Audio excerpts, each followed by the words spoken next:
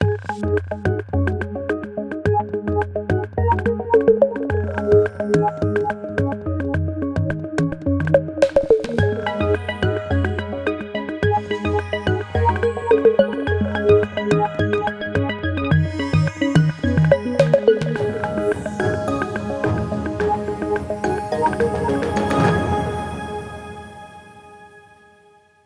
my name is Larry Martin and I'm a solutions consultant with Beyond 20. Today I'm going to show you something that you may or may not be aware of, but it's how to work with visibility expressions to change the look and feel of your system. There may be times when you want to do a form or a specifics, and for some people you want to show certain fields, for other people you don't, or you may want to show certain fields based upon a selection that a user made.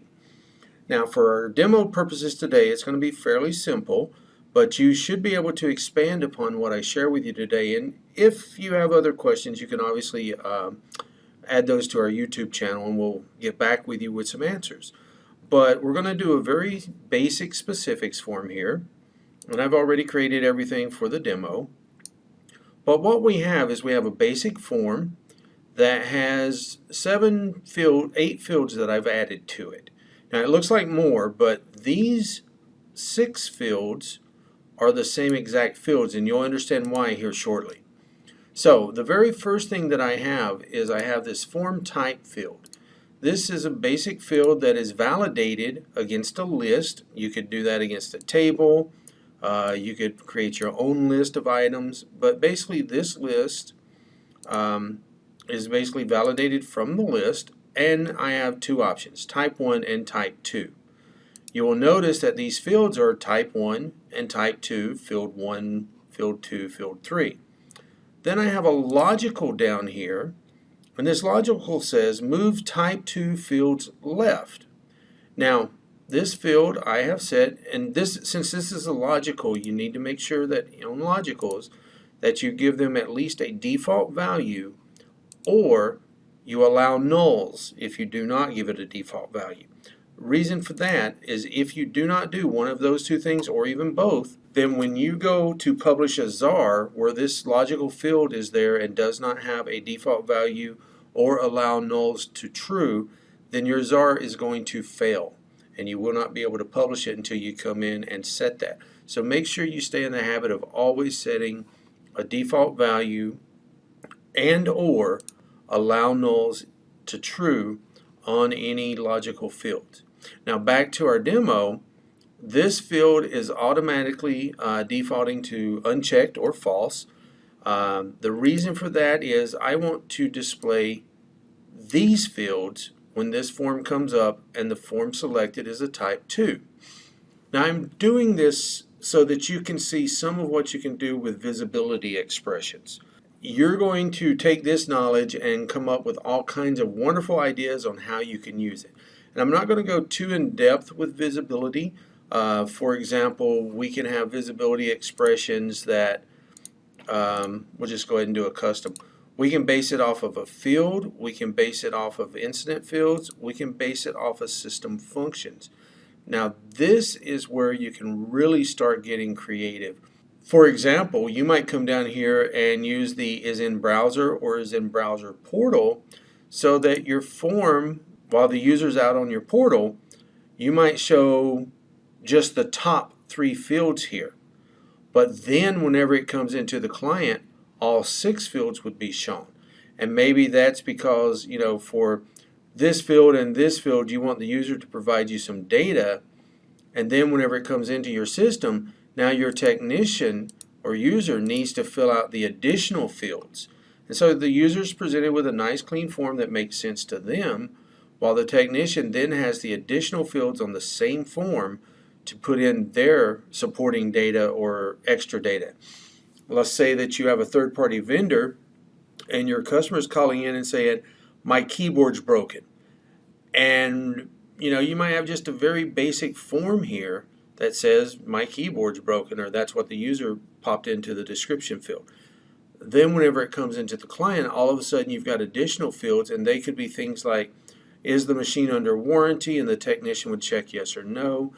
But you could definitely have just certain fields show up for the customer, and then using that visibility expression from the system of is in portal, and then have the rest of the fields show up when they're in the rich client. Now, the other thing about this, for our example, there is no visibility expression set here on form type label or on the drop-down box here. I do have visibility on every other field. For example, all of these fields, and I selected them all at once, have a visibility expression that says, in essence, what it says is show these fields if the form type equals 1. So specifics B20 visibility demo form type equals type 1. Based on that expression, these fields will show up if in the drop-down I choose type 1. These fields have an expression that says show these fields if the form type is 2 and our default value is false. And the way you do that is on our, we grab all of these fields and their labels, because you don't want to have labels showing up when the fields don't. So make sure you select the label and the field when you're setting visibility. That expression looks like B20 visibility demo form type equals type 2 and the logical is false. Remember, we set it to a default value of false. This is another case where having a default value versus a null is going to help you with the way your form looks and feels and behaves. Then on these, you can probably guess where I'm going here, but this expression is if form type is type 2 and move type 2 fields left is true. So when we first load the form, these fields are going to be hit. If we take type 2, these fields will be hidden, these fields will be shown. If we check the box, these will hide and these will show. Now, the other thing that I didn't do is I didn't stack these fields, because one of the things you might do is if they say type 1, you'd want them to use the same area of the form to fill that information out. So to do that, you would simply get here, set all your visibility expressions, and then you'd take and maybe drag these fields over, or this field and label over, so it's all in a nice little line. Then you would take these and you would select one of these and stack them on top. Now, I'm not going to do that because, well, I want to show you this other thing, but that's how you can have one form perform multiple functions. It can get a little hairy if you have too many fields stacked on top of one another, trying to grab the right ones and move them around, but it's actually not too bad.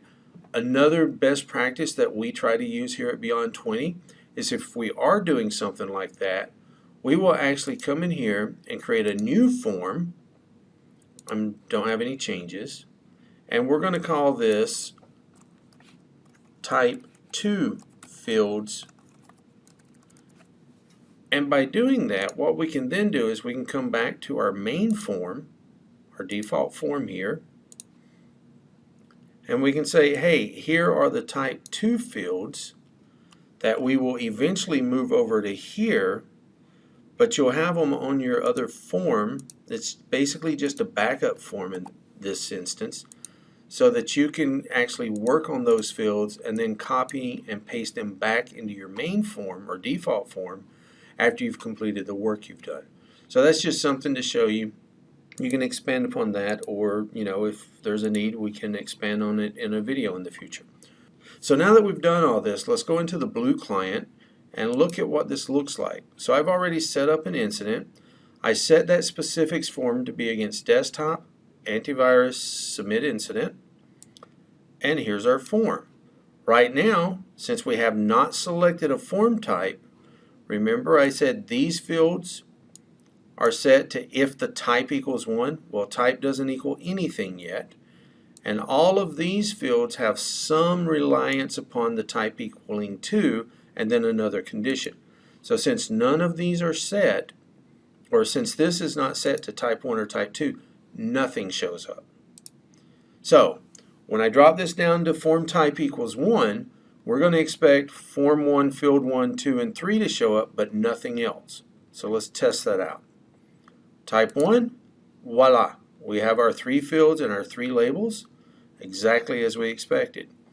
Now, since this is the first load of the form, we know that this checkbox down here, its default value is unchecked or false because we set that value. So when we change this to type 2, since it's going to be type 2 and move left is false, we expect the row of fields to show up over here on the far right. So let's do that, and voila, there are our fields. Now, since we've selected type 2, we now have our checkbox. Now, if I check the box, we change this value to true. Since we're at type 2 and true, these fields are going to appear as if they moved to the center of the screen here. They moved left. Voila. Now, obviously, I have a copy of the same exact field on the form, but with the visibility expression, only one of those are going to get filled out.